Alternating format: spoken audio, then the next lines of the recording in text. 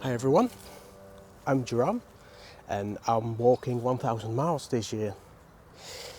So as I'm recording this, today is actually the 1st of January 2022.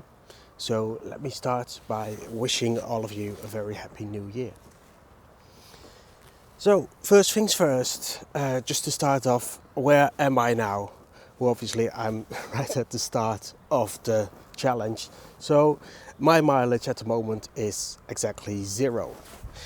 Which means I'm right on track for for the challenge.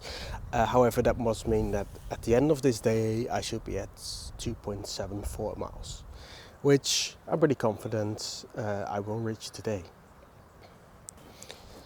So today I'm standing here at the bottom of this hill, and I am in a town called St Helens. It's in Merseyside. Although if you ask the locals, a lot of them will tell you it's still in Lancashire. And the reason I brought you here is because this hill is sort of symbolic to this challenge. We're right here at the bottom and our goal up there. But what's up there isn't necessarily 1000 miles. So some people walk 1000 miles, some people walk 2000 or 3000. And then there's people that, due to illness or whatever reason, they're not able to complete their challenge. They're not reaching their target.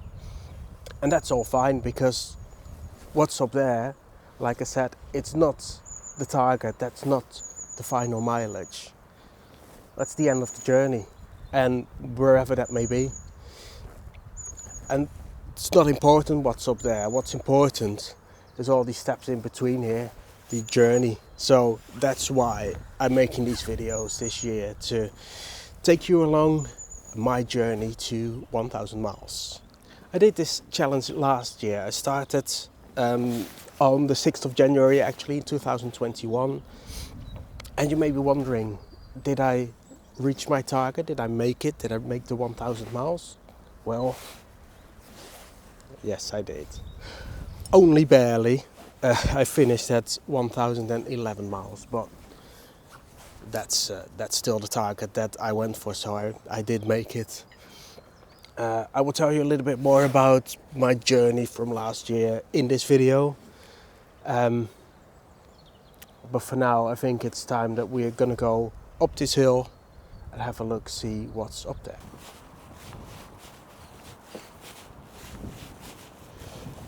So behind me, it's now a housing estate, but this used to be the site of the Bolt power station. A Bolt power station, there were actually two stations, Station A and Station B. They used to burn coal here, and just off to the other side of, just next to this estate, basically, is the former Bolt colliery. So they would actually have a conveyor system set up where they would transport coal from the colliery to the power station. But where we are now, on top of this hill didn't used to be here, but right behind the camera there is actually the train tracks as well. So they also used to import coal from other places like Yorkshire and Scotland. Power Station A was opened in the 1950s, and it stood here until it was closed in 1981. And Station B was opened somewhere between 1958 and 1961, and it stood here until 1989. Now, way in the distance, you can actually see the cooling towers of Fiddler's Ferry power station. That's a much more powerful power station. It had more than 4 times the capacity of Bolt power station, and that was opened in 1971. It's no longer operational either. It's closed in 2020. Demolition was set to begin in 2020 as well, but because of the situation we're in, that's probably going to be delayed a little bit. And the estimates are that it will take about 7 years to demolish Fiddler's Ferry power station. So for today, plan is actually to go to the site of another former colliery. So like I said, there was a colliery just next to the power station, Bolt Colliery. But that's not where I'm going to today. I've got about 3 miles to go in that direction, where I will get to the site of Sutton Manor Colliery. The reason I'm going there will be apparent when I get there. I will say though, it's a lovely day today, it's a beautiful day to be out. Can't believe it's the 1st of January and we have this wonderful weather. I'm just wearing a t-shirt here and a coat on top, and I'm warm. So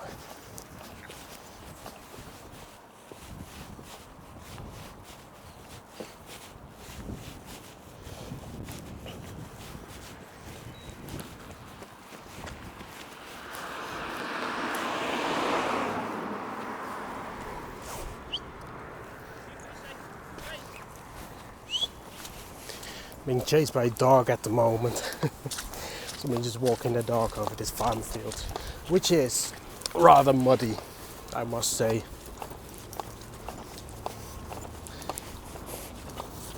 And it's a little bit windy at the moment as well. Not as calm as I thought it would be, but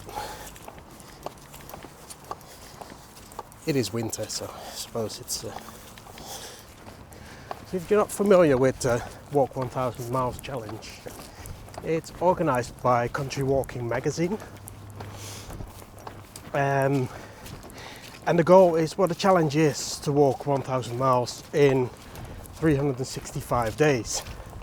So you don't have to start on the 1st of January. You can start any time of the year. If you want to start on your birthday, then it's absolutely fine. But most people would choose to start on the 1st of January. I use the OS Maps app on my phone to track how many miles I've walked, and it resets on the 1st of January, so it makes a good starting point for the challenge. Anyway, you don't have to stick to any of these rules. There aren't really any rules. If you want to walk 2,000 miles, then you can walk 2,000 miles in a year. Some people walk 500 miles, and that's absolutely fine as well. Now, if you are watching this on YouTube,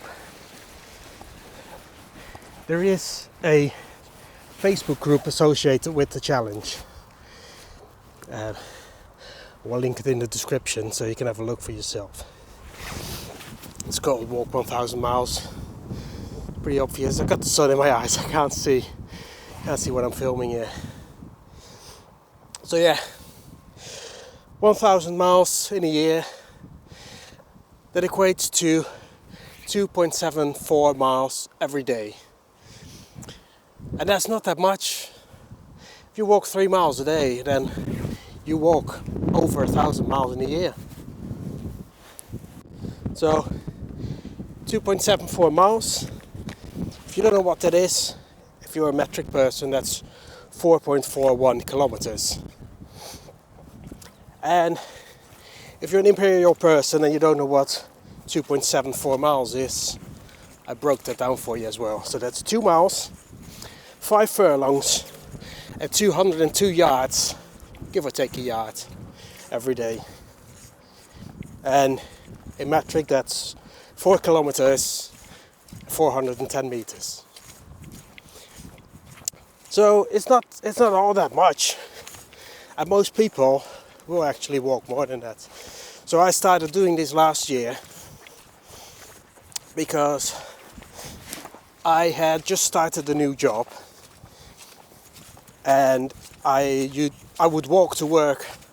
So I would walk 2 miles to work, do my job there, walk 2 miles back home. So I'm thinking that's 4 miles. So it's going to be easy doing 1,000 miles in a year that way.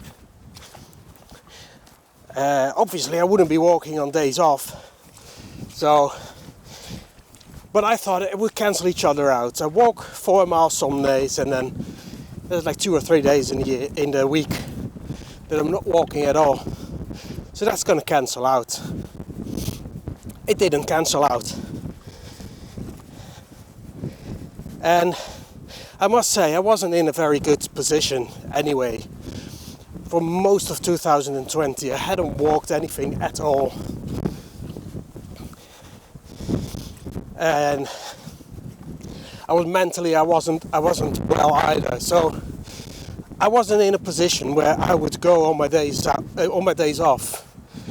I would go out and go for a walk, go see something. I wanted to, but I just couldn't bring myself to it. So it took me a while to get better physically and mentally. So if you look at the graphs here, I can show you exactly what I walked. Now the yellow line here, that's what I should have walked. That keeps going just in a straight line all the way to 1,000 miles. And the blue line, that's what I actually walked. And you can see,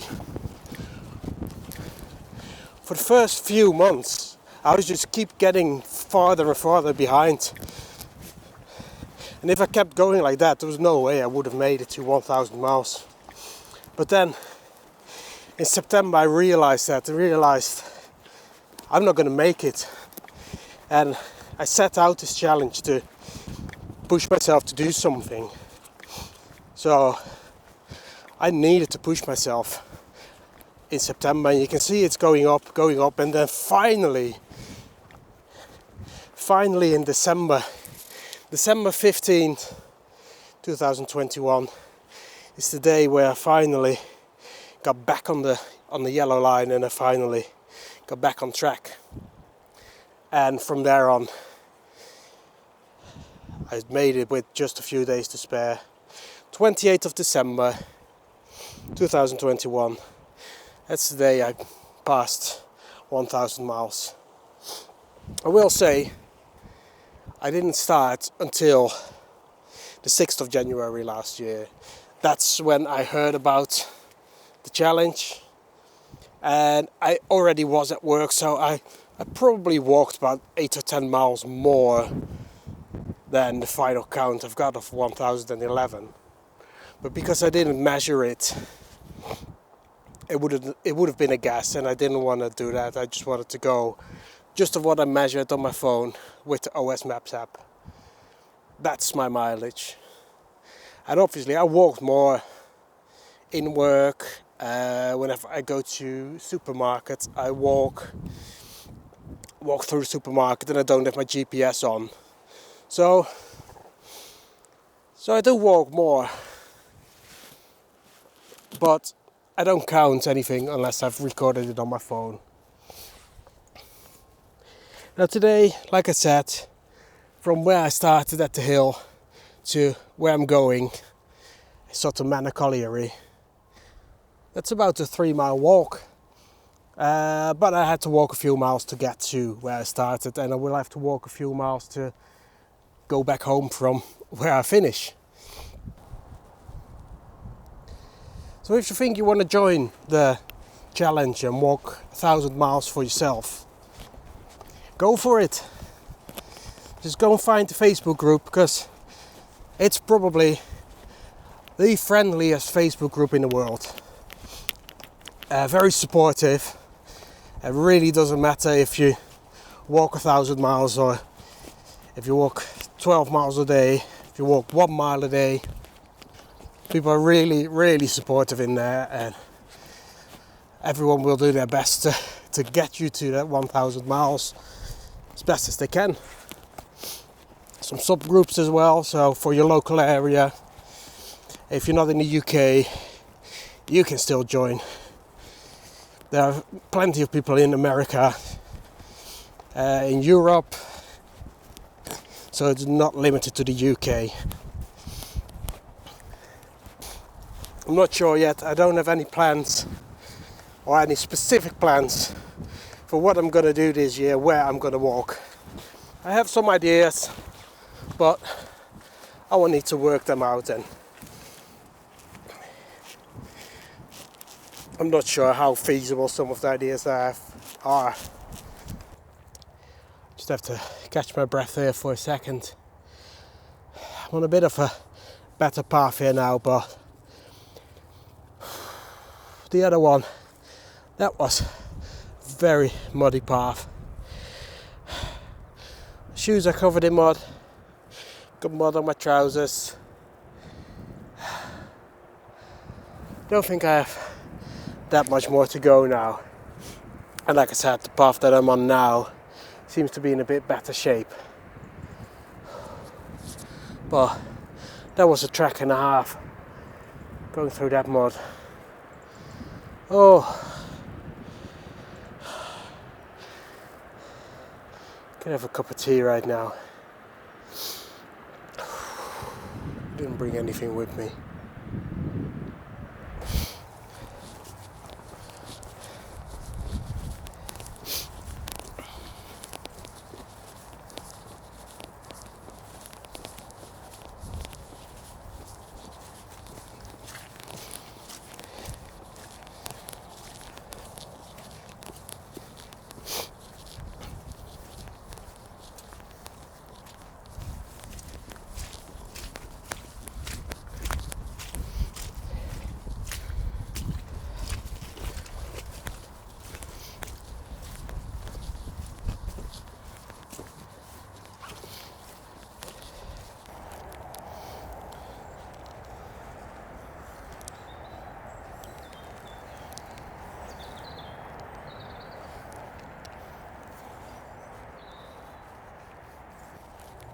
Tokyo, London, Madrid, Los Angeles, St. Helens. What did all these places in the world have in common?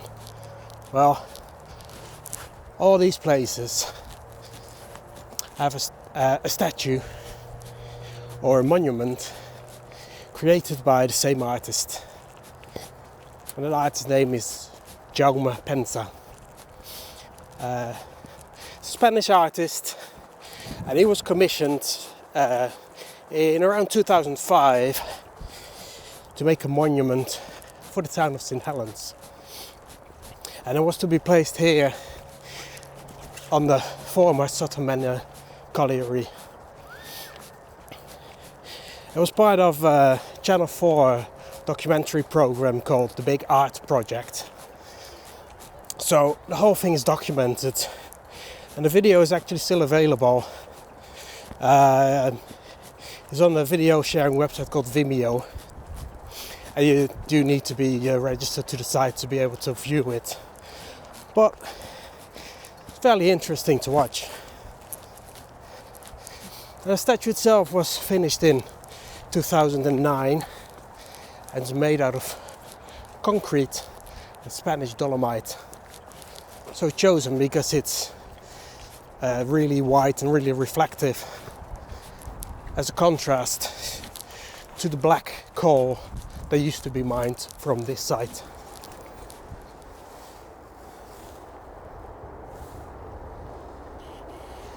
So there it is. It's called Dream, and it was unveiled here in 2009. People that used to work on this colliery actually were involved in the process of choosing what sculpture was going to be placed here. So it would become the community will really become involved in choosing whatever sculpture would be placed here. The locals, the people that were involved, they didn't really want that tangible a reminder of the past, what it was be. They wanted to look towards the future and see a more brighter future. And this is what the artist came up with. And the original plan was to have a giant beam of light actually shooting out the top straight into the sky, so it would be visible from miles around. That was rejected because the M62 motorway is just down here, just down there. and it was deemed that it would be danger to the traffic. People might stop their cars in the middle of the motorway to have a look at it. But I can see another objection, and that's that the flight path of all the flights coming into Liverpool Airport actually pretty much goes straight on top of this side. So I don't think it would have been a really good idea to have a massive beam of light shooting straight up at the airplanes going over. Anyway, as you can see, it's really busy here today. A lot of people come here. It is New Year's Day, of course, so that helps. Everyone is off work. But the community is sort of divided on this sculpture. Some people really like it, some people really hate it. They think it's got nothing to do with the mining history of the town. But as I said, locals that were involved in choosing the sculpture, this is what they wanted. This is, according to the artist, it's the head of a 9-year-old girl. It's, as you can see, elongated. I don't know if that's anything special, but what it signifies is a young girl is the future. So this site used to be a site of darkness, a site of black coal, on the ground. And by putting this statue here, it's 20 meters tall, it's bright white, it's very reflective. Although it's been there now for 12 years, it doesn't look that white anymore, so maybe it could be cleaned up at some point. But it's the contrast. It's 20 meters above ground as opposed to 2,000 feet below ground. It's white as opposed to dark. It's supposed to be light, supposed to be looking towards the future. And that's one reason why I came here today, because I think it also is symbolic for the Walk 1000 Miles Challenge. It's looking at the future, and you may be in a position now where you can't see yourself doing anything positive, anything like that. But look at the future, and what once was here, the colliery, is no longer here, and it's been replaced by a park that, as you can see, is being enjoyed by a lot of people in the community. So I suppose if there's anything you can take away from this statue, that would be it.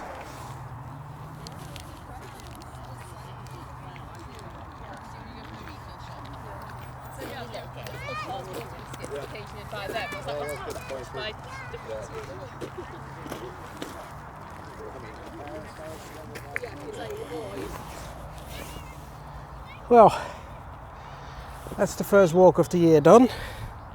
I've got muddy shoes, muddy trousers. I'm pretty tired, and I haven't even walked that many miles. I don't know how much yet. I'll have to go home now and put my mileage in the spreadsheet. But that was a very interesting walk, and I hope you found it interesting as well. So thank you for watching, and see you next time.